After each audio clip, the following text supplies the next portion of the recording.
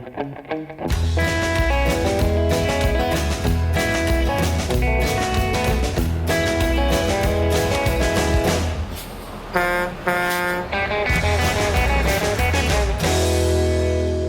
and welcome to another edition of On the Road with Legal Talk Network. This is Lawrence Clady. I'm the host for today's show, which is being recorded day 2 from the 𝐀𝐫𝐭𝐒𝐲 Cloud Conference here in Nashville, Tennessee. And we're opening up today. We're having a conversation about creating content, and we're going to be talking about different platforms out there that are available for lawyers to use to promote their work, promote themselves, build their brand. And I've got 2 wonderful guests joining us today. So off to my left here, which you can't see in podcast land, I have Camille Moore. She's joining us here, and I've got Phillip Millar. Now, I want to learn more about you. So our good director of partnerships, 𝐀𝐫𝐭𝐒𝐲𝐞𝐖𝐞𝐬𝐥𝐲, introduced us. I just got to meet them now, so I don't know much about them, but we're going to give them an opportunity to tell us about their bio. So Camille, why don't we start with you ladies first? Well, hello, my name is Camille Moore. I am the co-founder and director of Third Eye Insights.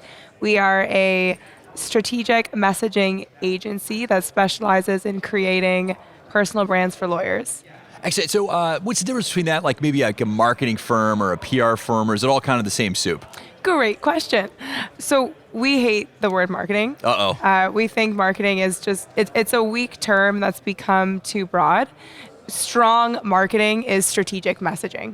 So it's really rooted in strategy, high-level thinking, and to-the-point messaging that conveys meaning quickly. So we call it strategic messaging.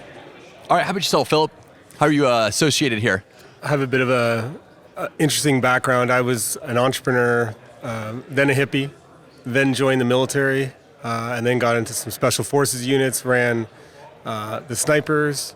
I did some information warfare training with the U.S. military, psychological operations with the British military, lost my eyesight, and the military paid me to become a lawyer, and realized that I didn't really resonate with a lot of lawyers at the beginning in terms of culture, character, and all that stuff.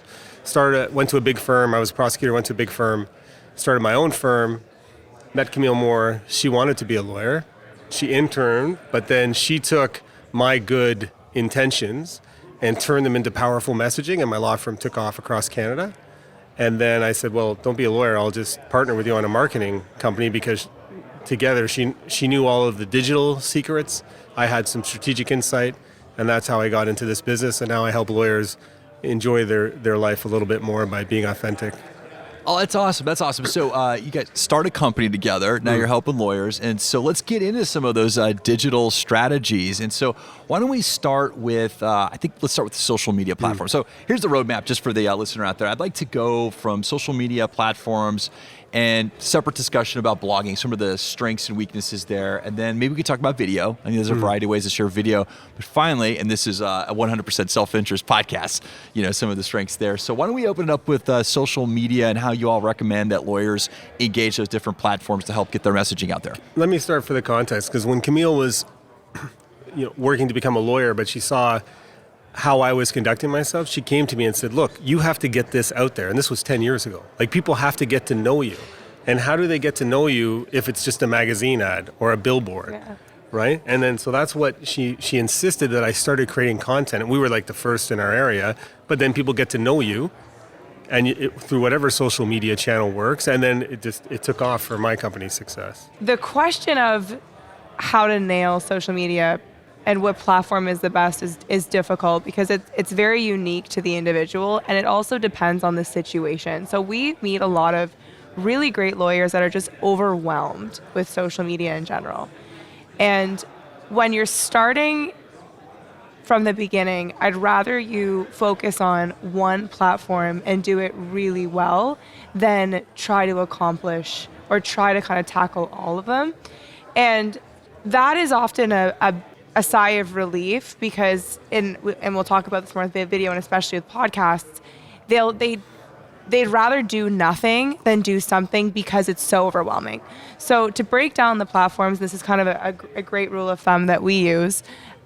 Instagram is all about me. So like that's a really great place to post and to share like what I do on a daily basis, my travels, my workout routines, what I'm choosing to eat, how I interact with my colleagues on a more personal and intimate level. Facebook is all about us. So that's a great place to showcase the team, your milestones. So if the firm is enjoying a 10-year anniversary or something that's more of an us kind of post. LinkedIn is all about we. So that's where you put a lot of your business content, your awards, things that are going on in the firm at a more of a business level. And then TikTok is interesting because that is where the participles don't work in the same way. It's more of a space of short form education. So for lawyers, it's a great place to share tidbits of what they're learning or what's going on in the community.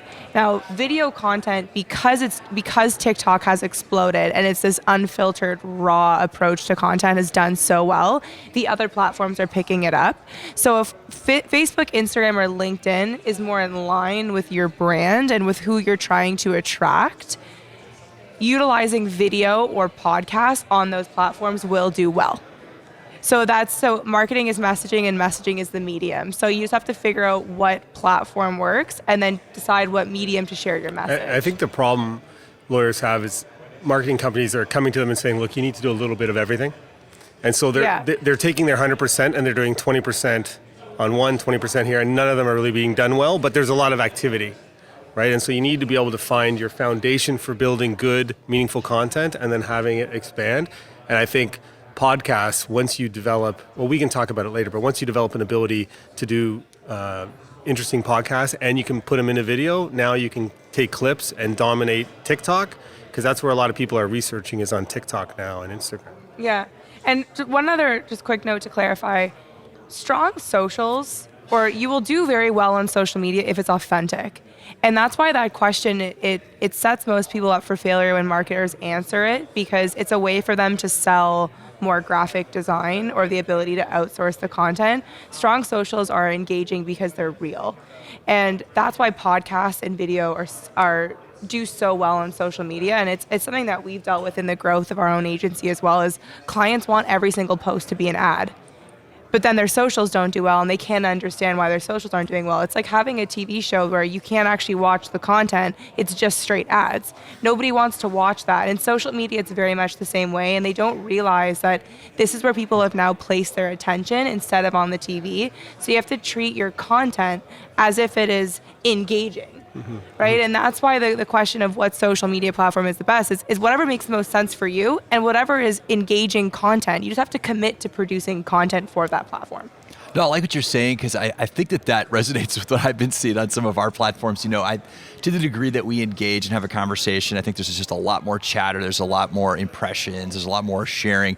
To the degree we just send a link out with the latest episode, people see it. They don't engage with it. They're not commenting on it. They maybe click the link, maybe they go and get it on their podcast app, and we don't get, we don't know the conversion on that. So I think it's 100% right. You know why? I think psychologically, people are scared of commitment, not just in relationships, but also in content. And so if they know, you might know it's valuable there, but you see 44 minutes, and so you don't actually click it because you think. But I think that's why you can get people into your podcast by creating snippets with good headlines, so they can get 45 seconds of a podcast that then they might go to the full podcast, get them in the door kind of thing. Sure. I think it's it is a commitment of time. And that's one of the things that we do grapple with. How long should an episode be? Podcast wise. But I think what y'all are saying about being authentic and getting to know that person, whoever it is that you're following. One of the early recommendations we made when Above the Law came over and did a show with us, started a show called Thinking Like a Lawyer, which is a very popular show on our network. We said, it would be great is you all write this tremendous content. You have incredible engagement. They had comments up and everything. This is back in the old days before they turned the comments off. A lot of engagement there. Wouldn't it be great to get to know those people that you read, their topic, hear their voice, get a little bit under the hood. And so it was an opportunity for the two hosts, Ellie Mistal and Joe Patrice, to come on and kind of share a little bit about themselves. And so I think that resonated. And I just wanted, you recommend all these kind of written format and picture and obviously video, but to the degree you bring something extra to it, like an audio and a video, how much more in your opinion, are that reader getting to know, your person, your lawyer that you're trying to get messaging out there for? Well, I just don't think most people want to read anymore. Video just makes it it's much more intimate. I think it's also a safer place to get to know somebody. You're not looking at them. You're not looking at their eyes. You just hear a voice. You know, if your content is genuine, people can get to know you before they have to make a full commitment to watch you on a video. I would even simplify that further. Like, I don't think it's random or a mistake that TikTok is the biggest platform on the planet. And it has more viewers daily than people on Google, right? It's surpassed 1 billion users. It's no longer for children, it's for everyone. And that goes to show you that audio-visual content is how we want to spend our time and consume information, right? The blog model was strong when social media wasn't where we spent the majority of our time. And at that point, it was a war on Google ranking. Google ranking is still important, but Google has purchased YouTube. Like, there's a push to where video encrypted information through AI is going to be used to pull domain authority in what was blogs 6 years ago. Like, technology is improving so quickly, you need to get in front of content creation because it's the only way that people are able to get to know you in the sea of sameness. And that's a big thing that we really advocate, and why we call it strategic messaging is, for most lawyers, their marketing is the same. And it's very stressful for the customer or the client to differentiate who decide who the best person for the job is when they're in a very stressful situation and all the websites look the same. The onus is on them to decide who the best person is for the job. As soon as there's a video or an audio for an ability to get to know them, that's the differentiator in the sea of sameness. And you're able to actually get to know the person before you hire them, which I think is a key point too that we need to discuss as well, is why to invest in podcasts for that kind of where the funnel begins and how it leads to conversion. Yeah, because when somebody's researching, they go on your website, but they'll put in search terms, and you want the search term to be your podcast on the topic that they're researching. And then they can actually listen to you. You're a true expert. And now you're an expert, they'll hire you and they get to know you. Yeah. I want to get back to the sharing the authentic self. Not everybody's an entertainer, and lawyers, they live in a regulatory world where they have to kind of check certain boxes and make sure that everything's in alignment with the regulations that apply to them. But you want to make it interesting, but you are, typically speaking, legal issues are a little dry. That's why we hire attorneys to wade through those waters. What are your recommendations for sharing that authentic self? Like, what questions should that lawyer out there be asking themselves? Like, what's entertaining? What should I be sharing?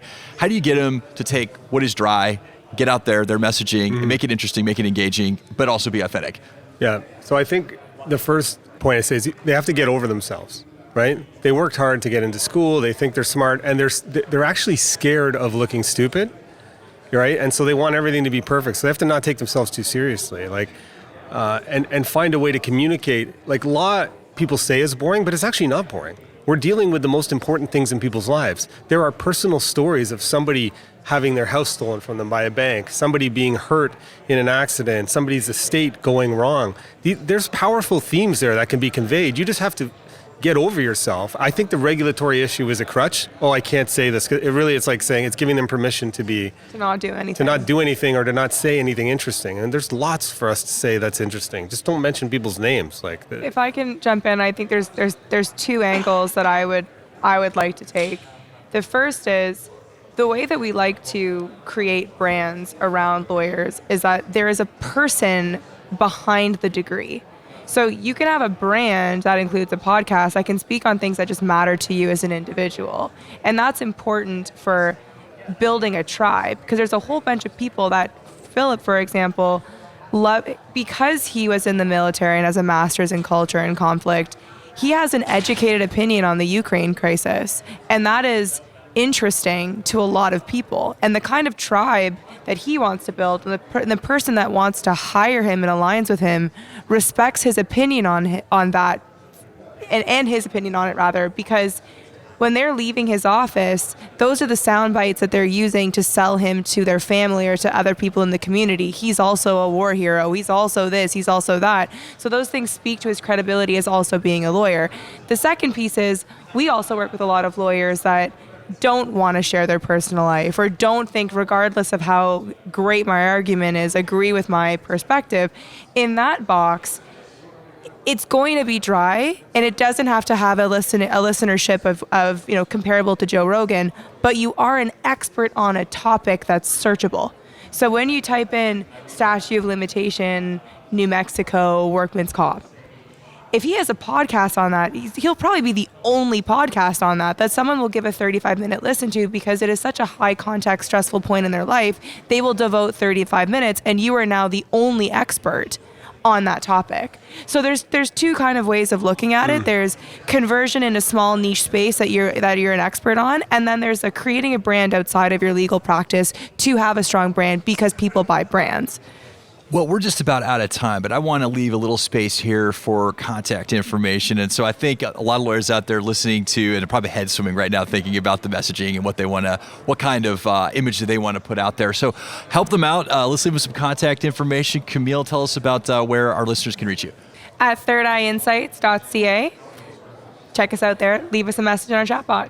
We work with some high-end trial lawyers, and they're so good at telling the story of their clients. That's where the massive verdicts come from. Sometimes those high performers need a coach who helps them tell their own story, right? And that's what they're missing. They're telling their client's story. What we can do is we help them tell their story in a way that's authentic, rather than just spending more on ads. So happy to help out. Well, we've reached the end of the road for this episode, but I want to thank our guests for joining us today, Camille Moore and Phillip Millar. Hopefully they left you with some tidbits there to think about. And also thank you, listeners, for tuning in. If you like what you heard, please rate and review us in your favorite podcasting app. Please rate us favorably and recommend us to a friend. It's always helpful to get some referrals out there. See you next time for another episode of On the Road with Legal Talk Network.